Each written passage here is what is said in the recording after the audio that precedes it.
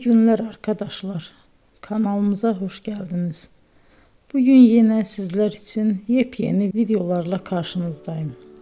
İki başarılı oyuncularımız Elçin Sangu ve Barış Ardus'tan güzel paylaşımlarını sizler için hazırladık. Elçin Sangu, Sevdim Alabora, Yalancı ve Mumları, Kiralık Aşk, İyi Günde Kötü Günde bu dizilerde rol almış ve herkes tarafından çok beğenilmiştir.